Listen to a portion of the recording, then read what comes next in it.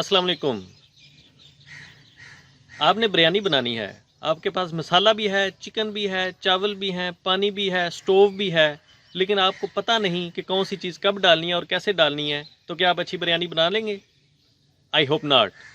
Same is with the पीपीज़। If you have पीपीज़ लेकिन आपको पता नहीं है कि इसकी क्या तरतीब होनी चाहिए पहनने की और क्या तरतीब होनी चाहिए उतारने की, और कहाँ पे पहनने और कहाँ पे उतारने चाहिए, तो ये भी बिल्कुल उसी बिरयानी की तरह ही काम करेंगे जिस तरह से हमें पता नहीं था कि बिरयानी कैसे बनाते हैं, लेकिन हम उसकी ट्राई करें। So our today's session is strategies for donning and doffing of PPEs. I hope you will enjoy.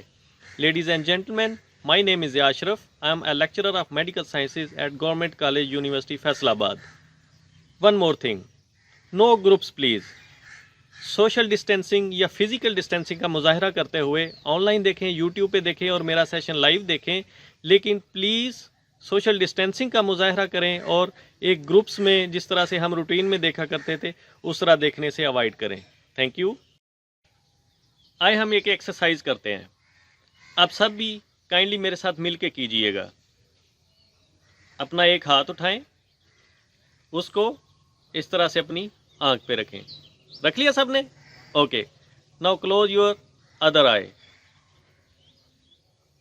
अब देखें, ये वो चीज़ है जो हमारी इस आंख से हमें नज़र आ रही है, जो हम जानते हैं। अब अपना हाथ हटाएं, दोनों आंखें खोलें, अपने इर्द गिर्द देखें। ये वो सब चीज़ें हैं जो हम नहीं जानते। लेडीज़ एंड जेंटलमैन, ये वो चीज़ें हैं जो अल्लाह ताला जानते हैं। अल्लाह ताला सब जानते हैं, और इसमें कोई मसलियत भी हो सकती है अल्लाह ताला की कि हम सारा कुछ नहीं जानते। हो सकता है अगर हम सारा कुछ जान लें तो हम एक दिन भी अपना जीने के काबिल ना रहें। तो इसमें अल्लाह ताला का शुक्र अदा करें, और जब भी कभी आप परेशान हो तो इसी तरह से आप अपना हाथ रख के, अपनी आँख बंद करके, आप अपने दिल से कहें कि ये वो चीज़ है जो सिर्फ मैं जानता हूँ, और बहुत सारी ऐसी चीज़ें हैं जो अल्लाह जानता है। तो हो सकता है हमारा आने वाला वक्त बहुत अच्छा हो, हमारे आने वाले दिन बहुत अच्छे हों, हमारे आने वाला टाइम बहुत अच्छा हो, हमारा आपस में हमारा फ्यूचर, हमारी फैमिली का टाइम बहुत अच्छा हो। तो let's hope for a better future, for a better time. Thank. अब हम बात करते हैं पीपीईज़ की। पीपीईज़ का मकसद क्या होता है? पीपीईज़ होते क्या हैं? पीपीईज़ एक एब्रीवेशन है जो यूज़ होती है फॉर पर्सनल प्रोटेक्टिव इक्विपमेंट्स, या ज़ाती इस्तेमाल की चीज़ें। ये वो चीज़ें हैं या वो कॉस्ट्यूम्स हैं जो एक बंदा अपने लिए इस्तेमाल करता है लैब में या हॉस्पिटल में काम करने से पहले। तो जिस तरह कोई फ़ौजी होता है तो उसका कोई डिफेंस होता है, first line of defence, second line of defence, third line of defence. For example वो प्लानिंग करता है, वो मोर्चे बनाता है, ये उसकी पहली और दूसरी लाइन ऑफ डिफेंस होती है। और लास्ट लाइन ऑफ डिफेंस उसकी कौन सी होती है? उसने जो जैकेट पहनी हुई होती है, ये उसकी होती है लास्ट लाइन ऑफ डिफेंस। जब मोर्चा, जब बंदूक, ये सारी चीज़ें यूज़लेस हो जाएं या काम ना कर पाएँ, तो उसके बाद उसकी जो सेल्फ डिफेंस होता है वो होता है उसकी जैकेट। तो इसी तरह से लेडीज़ एंड जेंटलमैन, जो पीपीईज़ हैं ये हमारी एक हेल्थ केयर वर्कर की लास्ट लाइन ऑफ डिफेंस है। ये ऑलवेज़ हम इस मिसकंसेप्शन में रहते हैं कि शायद ये हमारी फर्स्ट लाइन ऑफ डिफेंस है। ये हमारी लास्ट लाइन ऑफ डिफेंस है। सबसे पहले हम देखते हैं कि हमारी प्लानिंग क्या है, एसओपीज़ क्या हैं, इंजीनियरिंग कंट्रोल्स क्या हैं, लीडरशिप कंट्रोल क्या है, और उसके बाद हम देखते हैं कि हमें कौन से पीपीईज़ हैं जो इस सारी चीज़ें इंप्लीमेंट होने के बाद भी हमने पहने हैं या हमें ज़रूरी हैं अपना रिस्क असेसमेंट करने के बाद। तो पीपीईज़ क्या हुआ? हमारी लास्ट लाइन ऑफ डिफेंस। आखिर पे हम इन पे आते हैं, लेकिन ये हमारी most important line of defence भी है कि जाहिर है इसके बाद डायरेक्ट ह्यूमन इससे एक्सपोज हो जाता है। तो एक चीज़ आपने दूसरी ये ध्यान करनी है कि जो चीज़ जहाँ पे हम काम कर रहे हैं उसको उसी की ही जगह पे रहने दें। फॉर एग्जांपल, जो ऑर्गेनिज़म है, जो माइक्रो ऑर्गेनिज़म इस वक्त आजकल कोरोना के साथ हम डील कर रहे हैं, तो हम इसको लैब के अंदर ही रहने दें। दूसरा ये कि जो पीपीईज़ हमने पहने और रीयूजेबल है और कंटेमिनेटेड है, तो ऑब्वियसली उसके लिए भी हम एक एरिया डिसाइड कर लें, तो उसको उधर ही रहने दें। हम अपना हॉस्पिटल या अपनी लैब की साफ़ जगह जो है उसको कंटेमिनेट ना करें। तो इसके लिए एक टर्म यूज़ होती है कि keep what you working with where you are working with. अब हम बात करते हैं एक बड़े इंपॉर्टेंट कॉन्सेप्ट की, जो मे भी आप लोगों के पहले उसमें से ना गुजरा हो। वो है clean to dirty and dirty to clean. जब हमने पीपीज़ पहनने हैं तो हम फॉलो करेंगे क्लीन टू डर्टी। अब क्लीन टू डर्टी का मतलब क्या है कि फॉर एग्जांपल आपने नहाना है और आपके पास एक ही स्क्रब है, कपड़ा है नहाने वाला, तो क्या उससे आप पहले अपना मुंह साफ़ करेंगे या अपने पाँव साफ़ करेंगे? ऑब्वियसली आप लोग अपना पहले मुंह साफ़ करेंगे। तो इसी तरह से जो हमने पहनी है पीपीईज़, तो उसके लिए भी हम यूज़ करें कि सबसे पहले हम अपने डिस्पोजेबल या नई चीज़ें या जो डिकॉन्टेमिनेट हो चुकी हैं वो पहने। फॉर एग्जांपल नए ग्लव्स हैं, हमने वो पहने हैं, या हमारे गॉगल्स हैं या फेस मास्क का वो पहनेंगे। और एंड पे हम पहनेंगे डर्टीएस्ट चीज़ क्या होगी? डर्टीएस्ट चीज़ पहनते वक्त ये होगी जो हमारा फ्लोर है, जो हमारा लैब का या हॉस्पिटल का वर्क एरिया है, वो गंदा होगा। तो हम एंड पे अपने पहनेंगे शू कवर, पहन के उसके बाद हम लैब के अंदर दाखिल होंगे और काम करना शुरू करेंगे। अब हम थोड़ी सी बात कर लेते हैं dirty to clean. Dirty to clean doffing के वक्त या हम पर्सनल प्रोटेक्टिव इक्विपमेंट्स को उतारते वक्त इस्तेमाल करते हैं ये प्रोसीजर। तो आपके ख्याल में सबसे डर्टी चीज़ क्या होगी जो हमने पहनी हुई है? हमने ग्लव्स पहने हुए हैं, मास्क पहने हुए हैं, गॉगल्स पहने हुए हैं और गाउन पहना हुआ है और शू कवर पहने हुए हैं। आपके ख्याल में यही होंगी, या बूटीज़ हैं या हमारे ग्लव्स हैं? Definitely you are right. लेकिन इसमें से हम सबसे पहले कौन सी चीज़ उतार सकते हैं? Just consider gloves. अगर हम ग्लव्स सबसे पहले उतार देंगे तो बाकी चीज़ें क्या हम अपने साफ हाथों से उतारेंगे? इसलिए ग्लव्स एक ऐसी चीज़ है जो हम डिकॉन्टेमिनेट कर सकते हैं, सैनिटाइज कर सकते हैं। तो इसलिए सबसे पहले हमने अपने ग्लव्स नहीं उतारने, बाकी डर्टी टू क्लीन तरीका फॉलो करना है। ग्लव्स को दरमियान में सैनिटाइज करना है हर प्रोसेस के दौरान। तो दूसरी बात आती है कि जो लैब के अंदर एक डिवीज़न होनी चाहिए कि ये लैब का गंदा एरिया है, जिसको हम उर्दू में कह सकते हैं मींस के कंटेमिनेटेड एरिया है, जहाँ पे हम एजेंट्स के साथ, माइक्रो ऑर्गेनिजम्स या कोरोना वायरस के साथ काम कर रहे हैं। दूसरा एरिया येलो जोन, जो रेड के साथ अटैच होता है लेकिन वहाँ पे हम डायरेक्टली काम नहीं कर रहे, तो उसको हम कहेंगे येलो जोन। और उससे आगे होगा ग्रीन जोन। ग्रीन जोन वो एरिया होना चाहिए जहाँ पे हम कोई कंटेमिनेटेड चीज़ नहीं लेके जाएंगे।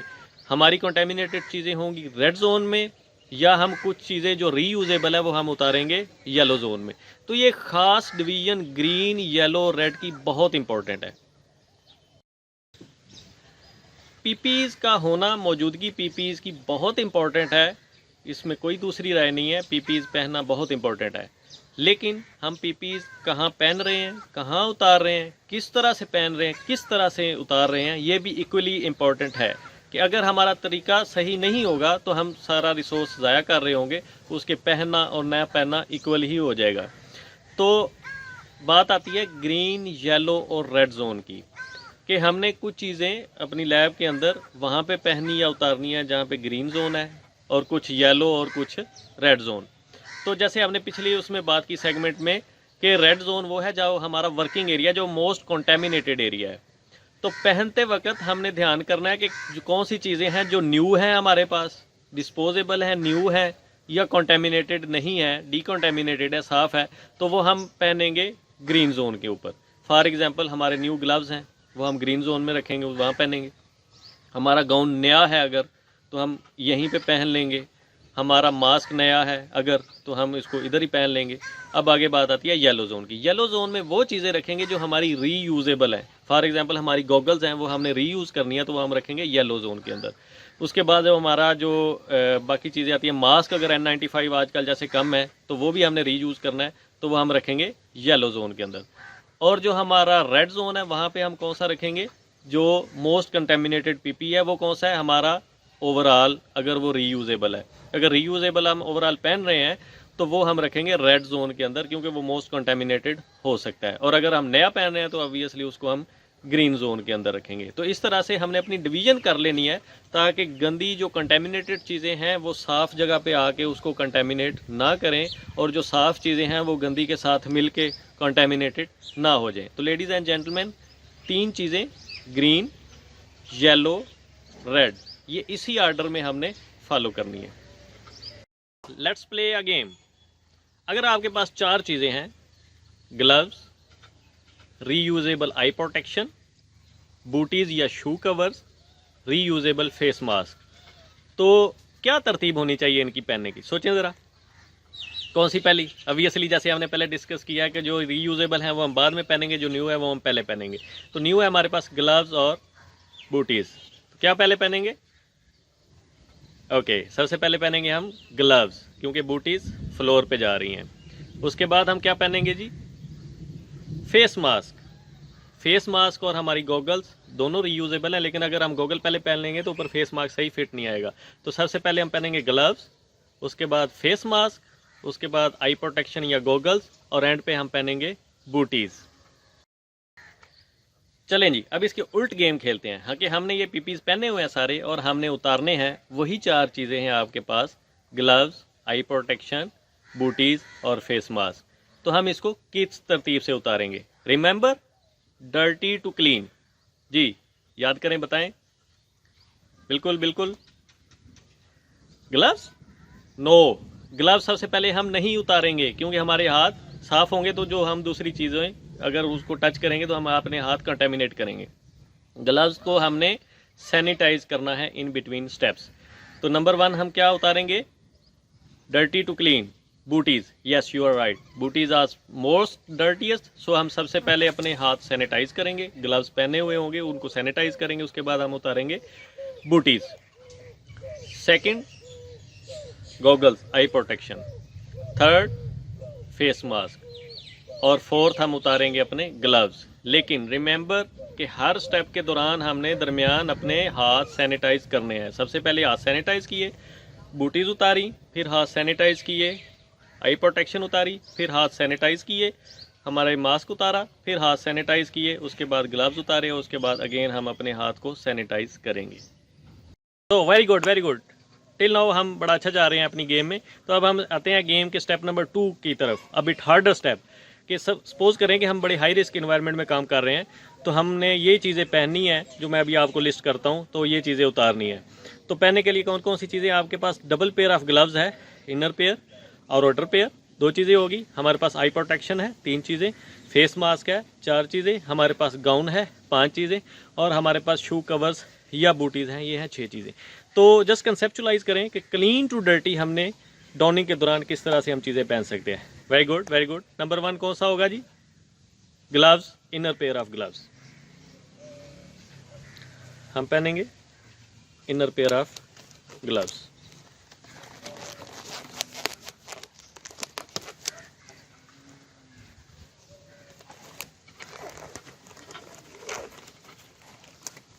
जी, नंबर 2 पे क्या पहनेंगे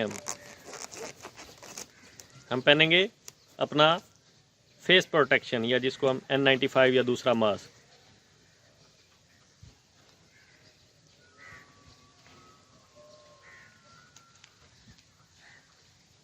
this is step number 2। Number 3 क्या होगा जी? आई प्रोटेक्शन।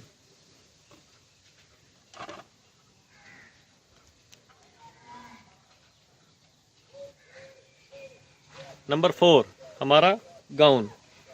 तो ये दूसरी किट है जी, जो आजकल कोरोना के लिए इस्तेमाल हो रही है।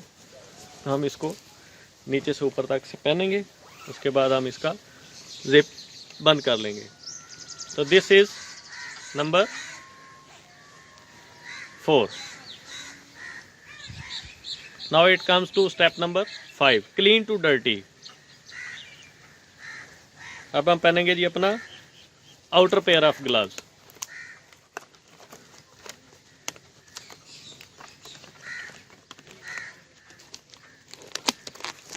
रिमेंबर कि ये ग्लव्स आपकी किट के ऊपर आना चाहिए।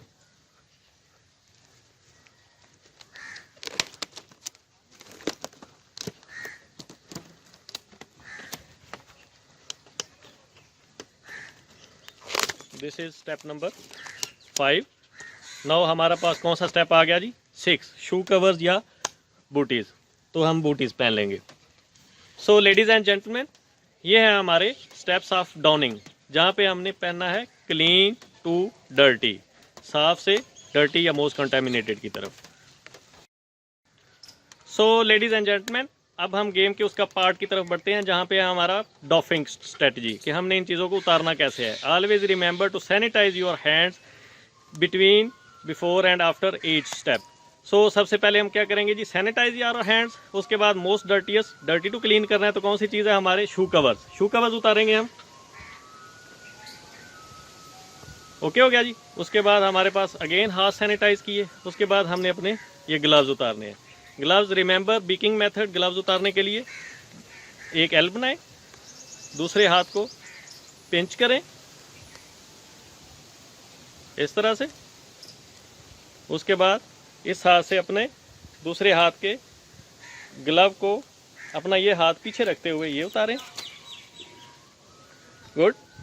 उसके बाद हम ये करेंगे और फिर इस हाथ की ये वाली उंगली, ये हमारा साफ ग्लव है अंदर से, तो ये उतार देंगे। ओके जी। Again sanitize your hands, number 2 हो गया जी। उसके बाद कौन सी डर्टी चीज़ है जो हम उतार रहेंगे? सबसे पहले हमारा ये वाली किट या गाउन, इसको हम उतारेंगे जी। नंबर 3,